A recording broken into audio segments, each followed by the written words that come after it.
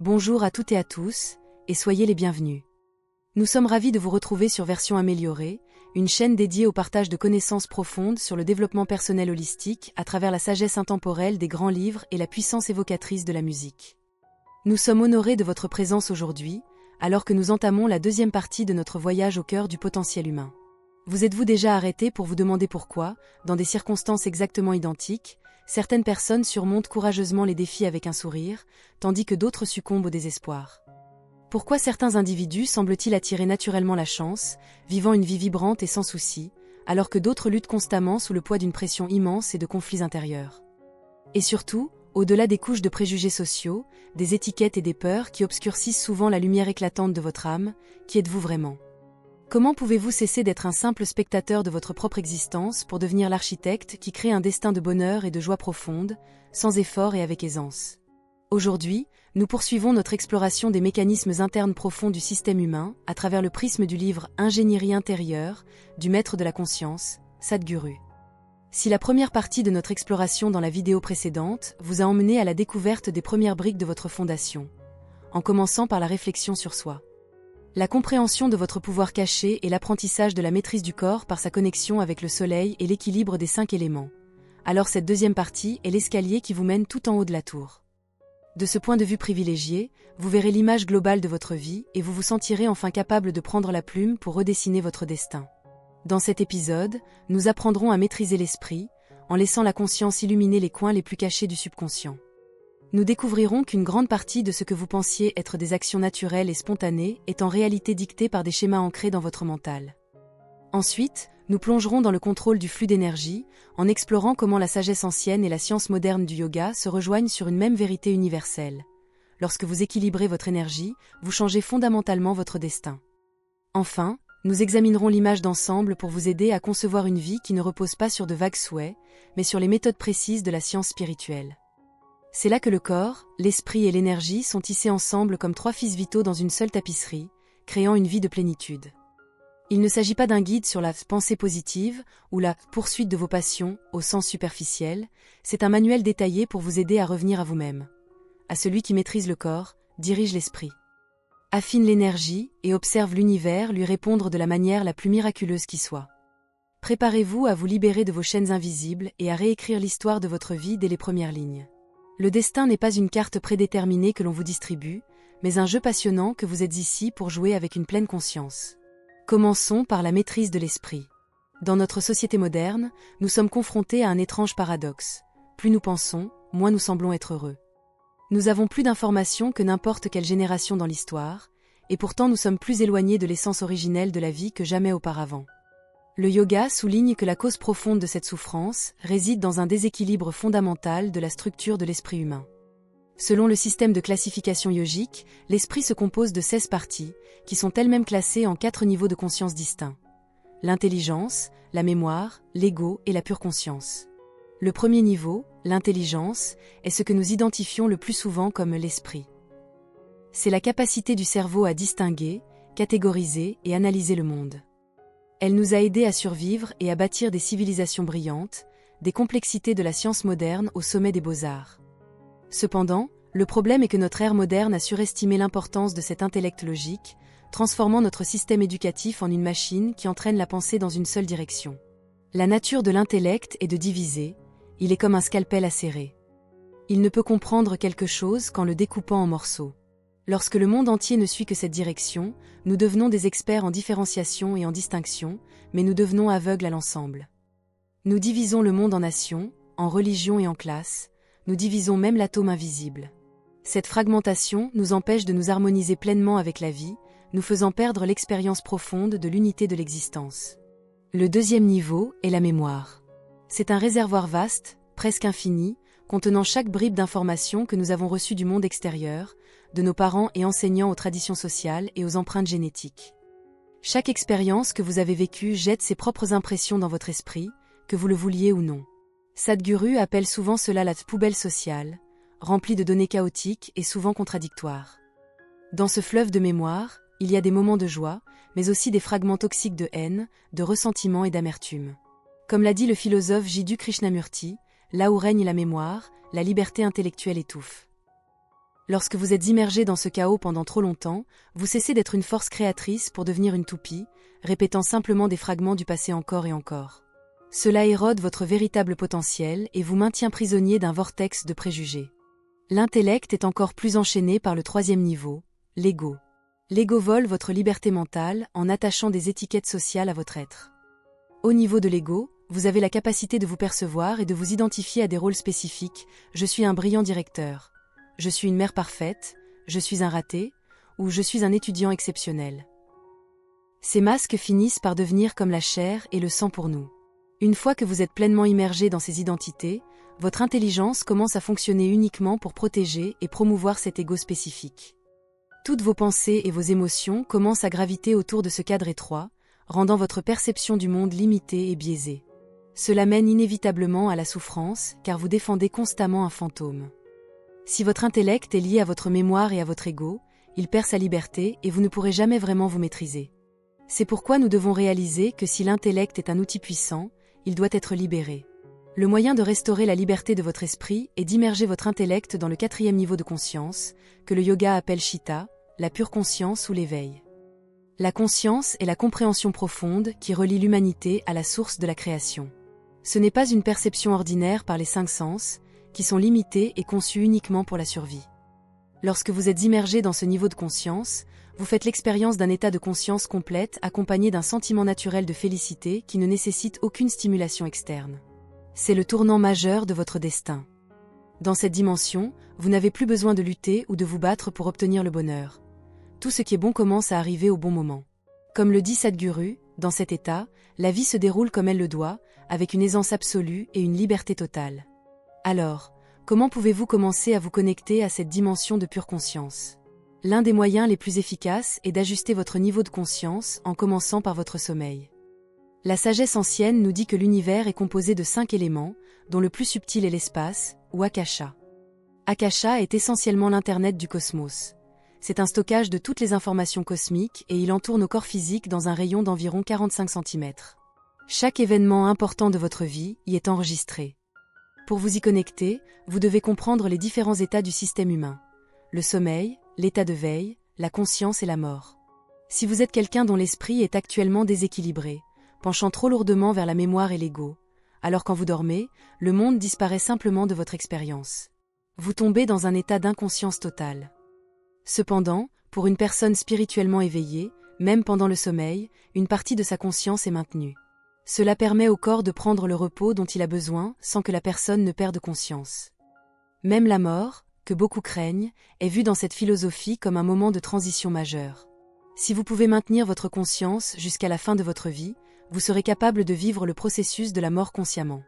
Ce que nous pouvons changer dès maintenant, c'est notre approche du sommeil. Le sommeil est essentiellement une mort temporaire.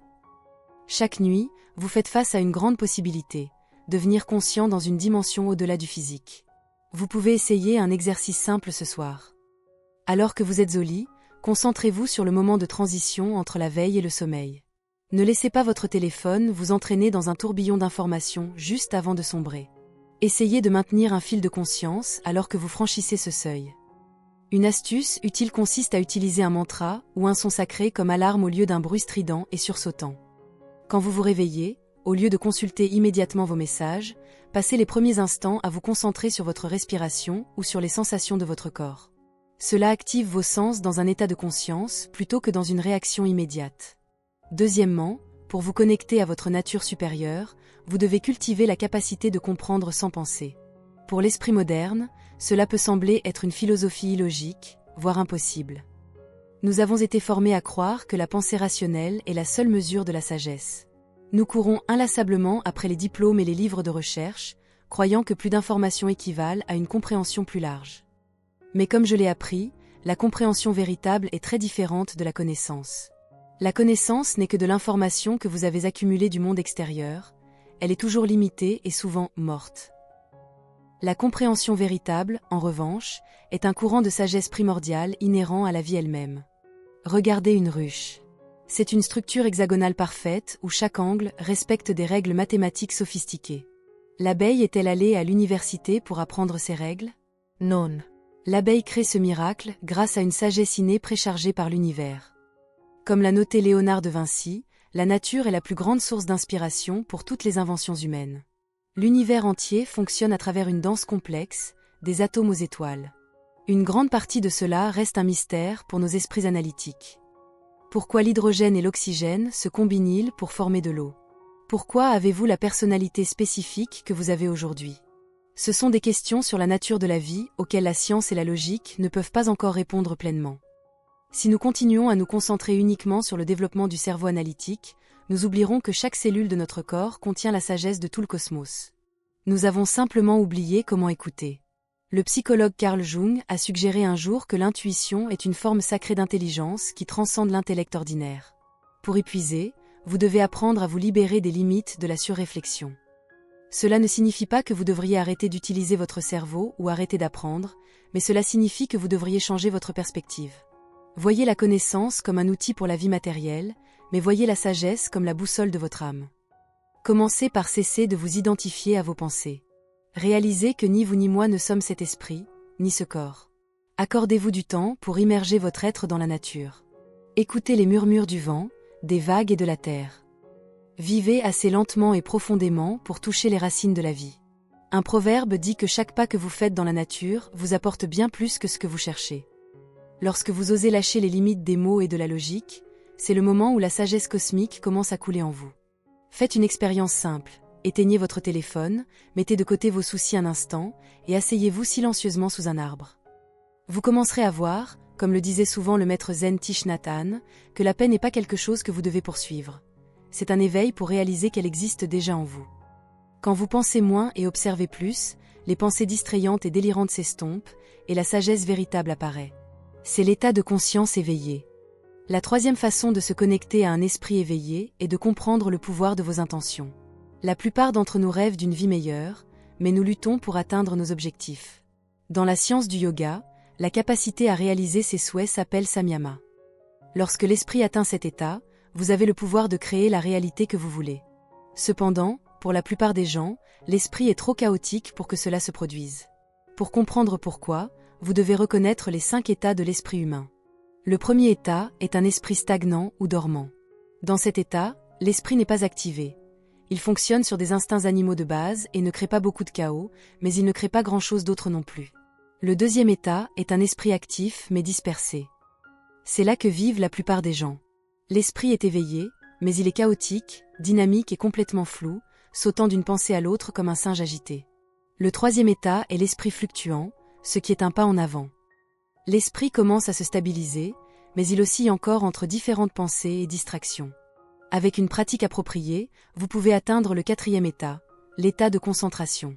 Ici, l'esprit est capable de se focaliser sur un seul point, devenant beaucoup plus fort et plus efficace.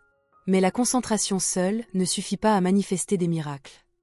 Pour réaliser véritablement vos souhaits, votre concentration doit être calme et sans effort, et elle doit être synchronisée avec vos émotions, votre énergie et votre corps physique. Lorsque ces 4 éléments, esprit, émotion, corps et énergie, sont tous alignés et se déplacent dans la même direction, vous entrez dans le 5e état, un état de création consciente. Sadhguru propose une pratique simple pour cela. Définissez clairement ce que vous désirez vraiment. Pas ce que vous pensez devoir vouloir à cause de la pression sociale, mais c'est à quoi votre âme aspire réellement. Posez-vous honnêtement la question, est-ce vraiment ce que je veux? Une fois que vous avez une vision claire, concentrez tout votre système sur elle. Lorsque votre esprit, votre cœur, votre énergie et votre corps pointent tous vers un seul but, l'univers commence à vous soutenir. Comme l'a dit Lao Tse, l'univers soutient toujours ceux qui osent vivre pleinement leurs aspirations véritables. Commencez aujourd'hui par découvrir votre désir le plus profond et ressentez la transformation qui se produit lorsque votre conscience intérieure s'éveille. Le yoga ancestral souligne également qu'il existe 2 chemins principaux pour atteindre cet état de conscience supérieure. Ce ne sont pas des routes séparées, mais 2 faces d'une même pièce qui exigent l'équilibre. Le premier est le Jnana Yoga, le chemin de la sagesse et de la compréhension, où vous cherchez à ne faire qu'un avec le tout par la clarté de l'esprit. Le second est le Bhakti Yoga, le chemin de la révérence et de la dévotion. Ce chemin consiste à cesser de s'identifier à l'ego et à surmonter les distinctions binaires entre l'amour et la haine. Dans l'état de Bhakti, il n'y a pas de bon ou de mauvais. Tout est accueilli avec un amour inconditionnel. La révérence est le yoga de la compassion. Elle vous permet de vivre pleinement sans le calcul constant de « qu'est-ce que j'y gagne ?» Lorsque vous vous engagez sur ce chemin, vous comprenez que l'amour véritable est une qualité intérieure, pas une transaction. Beaucoup de gens aujourd'hui aiment uniquement pour satisfaire un besoin, qu'il soit physique, émotionnel ou financier. Mais vivre avec un esprit respectueux et révérencieux signifie que vous utilisez vos relations pour vivre la leçon du lâcher-prise de l'ego, de votre fierté et de votre sottise. Le respect est le moyen le plus rapide d'éveiller le feu dans votre cœur. Cependant, il doit être équilibré. Si vous avez de la révérence sans sagesse, vous tombez dans la superstition aveugle. Si vous avez de la sagesse sans révérence, votre vie devient sèche, froide et sans vie.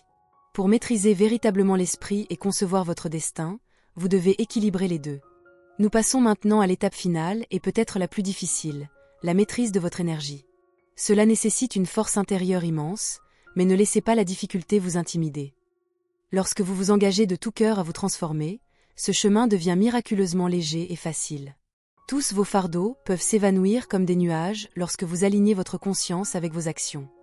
Pour maîtriser véritablement votre énergie, vous devez faire 3 choses. Vous tournez vers l'intérieur pour briser le cycle du karma, équilibrer l'énergie de vos chakras et purifier l'énergie de l'espace que vous habitez. Examinons le karma.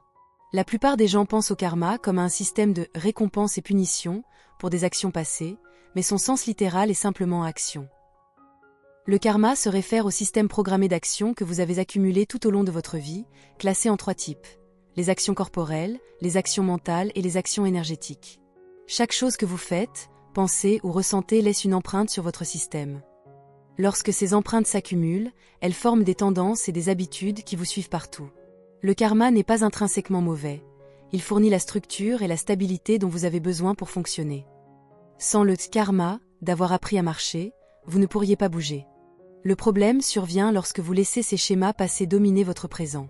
La liberté véritable est une illusion si vous n'êtes qu'une marionnette réagissant à de vieux souvenirs.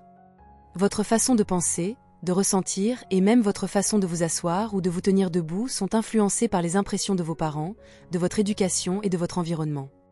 Ce logiciel du passé programme chaque aspect de votre vie. Il est stocké dans votre esprit, vos muscles et votre chimie même. Même si vous perdez votre corps physique, les empreintes énergétiques de votre karma subsistent. Pour maîtriser votre destin, vous devez apprendre à vous libérer de ce cycle. Cela ne signifie pas essayer d'effacer le passé, mais plutôt réécrire votre logiciel par des actions conscientes et intérieures appelées kriya. Dans le yoga, un kriya est l'utilisation de l'énergie non matérielle pour régénérer votre vie de l'intérieur. C'est un chemin puissant qui exige une grande discipline. Vous devez commencer par discipliner votre corps. Si vous n'agissez que pour satisfaire des désirs et des habitudes momentanées, vous êtes toujours l'esclave de votre karma. La liberté véritable ne consiste pas à faire tout ce qui vous plaît. Elle consiste à avoir le pouvoir de faire ce qui doit être fait avec une joie absolue. Par exemple, si vous sentez que vous devez manger un certain aliment ou que vous ne pouvez pas arrêter une certaine habitude, vous êtes dominé par votre gourmandise ou vos envies. C'est une forme d'esclavage karmique. Ce n'est que lorsque vous pouvez surmonter ces cupidités de base que vous pouvez commencer à maîtriser votre énergie. Vient ensuite la discipline psychologique.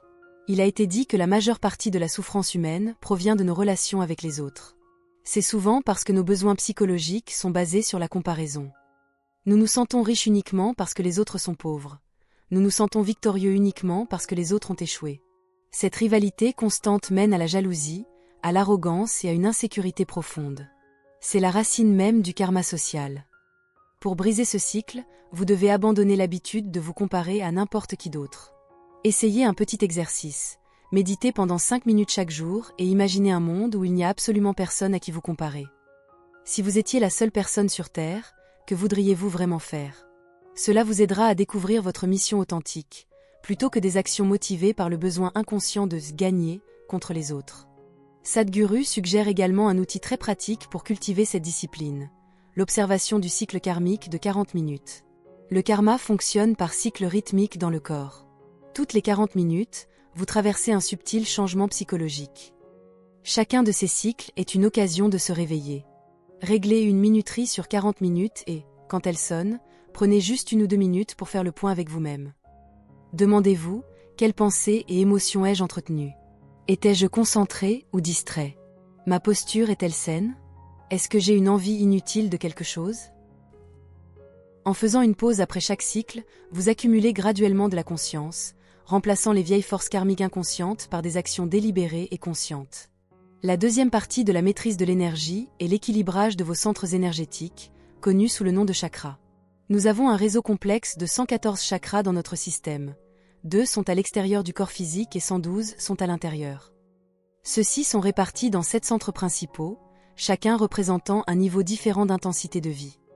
Le chakra racine est lié à la survie, le chakra sacré à la passion, le chakra du nombril à l'action, le chakra du cœur à l'amour et à la créativité, le chakra de la gorge à la purification, le chakra du sourcil à la sagesse, et le chakra de la couronne à la félicité pure.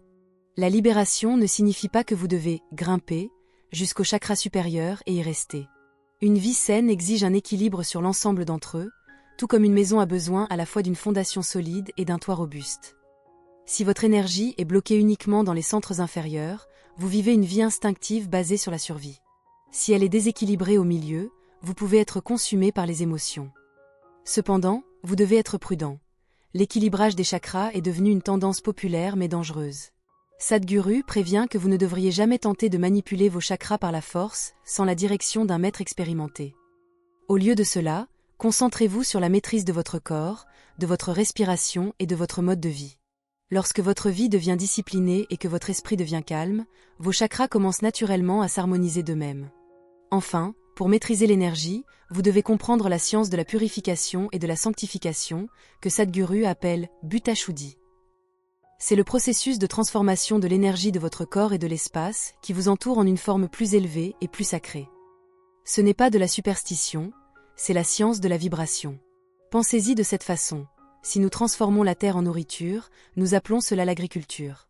Si nous transformons la nourriture en sang, nous appelons cela la digestion. Pourquoi alors devrions-nous trouver étrange de transformer l'énergie d'une pièce en une vibration plus élevée? Vivre dans un espace purifié est une bénédiction immense. C'est comme boire à une source de montagne pure. Chaque cellule de votre corps est nourrie par des vibrations de haute énergie. Vous pouvez réellement accomplir un rituel de purification simple dans votre propre maison chaque soir. L'auteur suggère de créer une forme géométrique simple sur le sol en utilisant de la farine de riz ou des grains. Au centre, placez une assiette d'eau avec une petite lampe allumée avec du beurre clarifié ou de l'huile. Placez une fleur fraîche dans l'eau. Dans cette seule petite installation, vous avez utilisé les 5 éléments: la terre, la farine, l'eau, le feu, la lampe, l'air et l'espace. Essayez cela et vous remarquerez des changements subtils mais puissants dans l'énergie de votre pièce. Beaucoup de gens se demandent si toute cette autodiscipline est réellement nécessaire. Ils veulent simplement être heureux et réussir sans tout ce travail intérieur. Mais pensez à votre vie comme à un ordinateur complexe. Mieux vous comprenez le système d'exploitation, mieux vous pouvez l'utiliser. Comprendre les mécanismes de votre propre corps, de votre esprit et de votre énergie ne rend pas la vie plus difficile. Cela rend la vie infiniment plus facile et plus paisible. Les miracles ne sont pas réservés à des personnes spéciales. Ils sont simplement le résultat d'une connexion plus profonde avec la force vitale en vous. Le yoga parle également de l'énergie Kundalini, souvent décrite comme un cobra lové hibernant à la base de votre colonne vertébrale. Nous avons tous cette énergie potentielle qui attend d'être éveillée. Lorsque cette énergie s'élève, vous pouvez entrer dans des états de samadhi, des états d'immobilité intense et de félicité où l'intellect est transcendé. Bien que le samadhi soit une étape importante, Sadhguru nous rappelle qu'il n'est pas la destination finale. C'est un état des ivresses spirituelles qui offre des expériences incroyables, mais finalement, vous devez revenir au monde. Même le Bouddha, après son éveil, n'a pas passé le reste de sa vie dans une transe méditative. Il a abandonné la poursuite des 8 types de samadhi parce qu'il a réalisé qu'il n'était pas le but ultime. Le but véritable de toute cette ingénierie intérieure est d'atteindre un point où votre souffrance n'est plus vous. Vous devenez l'observateur de votre corps et de votre esprit, plutôt que leur prisonnier. Vous traversez la vie sans effort, travaillant et expérimentant tout sans vous y enliser. C'est le tremplin vers la liberté absolue. Nous n'avons pas besoin de trouver plus de lumière. Nous avons juste besoin de dissiper la brume de notre propre ignorance. La nature de Bouddha et l'éveil sont ce qui se produit lorsque nous osons nous arrêter. S'arrêter de poursuivre des désirs éphémères, s'arrêter de renforcer l'ego et s'arrêter de créer davantage de karma négatif. Soyez comme l'herbe sur la terre. Ne cherchez pas à être plus grand que les arbres. Ne craignez ni le vent ni les tempêtes. Soyez simplement vous-même à chaque instant, pleinement présent et pleinement vivant. C'est le sens profond d'être le maître de son destin. Quand un enfant réalise que le fantôme, dans la chambre noire, n'est qu'un vieux manteau accroché à une patère, la peur s'évanouit instantanément. L'éveil n'est pas un changement mystique, c'est la cessation de l'illusion. Vous n'avez pas besoin de devenir quelqu'un d'autre. Vous avez juste besoin de réaliser que votre ego n'est qu'un acteur jouant sur la scène de la vie et que vous êtes celui qui regarde la pièce. Alors, êtes-vous prêt à devenir votre propre architecte ? Êtes-vous prêt à prendre la plume et à dessiner le plan de votre propre vie avec l'encre de votre volonté et les couleurs les plus pures de votre conscience ? Je crois qu'en explorant ensemble ces piliers du corps, de l'esprit et de l'énergie, non seulement votre destin personnel sera réécrit, mais vous deviendrez également une source de lumière pour les autres. Gardez votre cœur ouvert et visez les sommets les plus élevés de votre potentiel, car le voyage le plus excitant de votre vie ne fait que commencer. Merci beaucoup de nous avoir rejoints pour cette plongée profonde dans Ingénierie intérieure.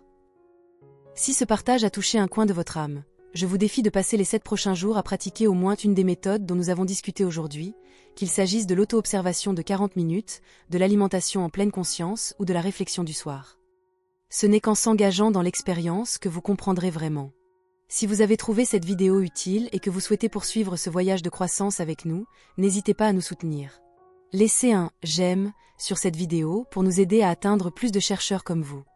Laissez un commentaire ci-dessous en disant « je choisis de changer » ou partagez vos propres expériences de pleine conscience.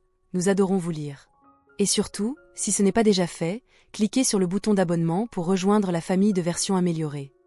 Assurez-vous d'activer la cloche de notification pour ne jamais manquer nos plongées hebdomadaires dans les livres qui peuvent véritablement transformer votre vie. Votre connexion et votre soutien nous donnent la force de continuer à partager ces vérités profondes. Merci encore avec tout mon amour, et nous avons hâte de vous retrouver dans la prochaine vidéo. D'ici là, restez conscients, restez libres et restez bénis.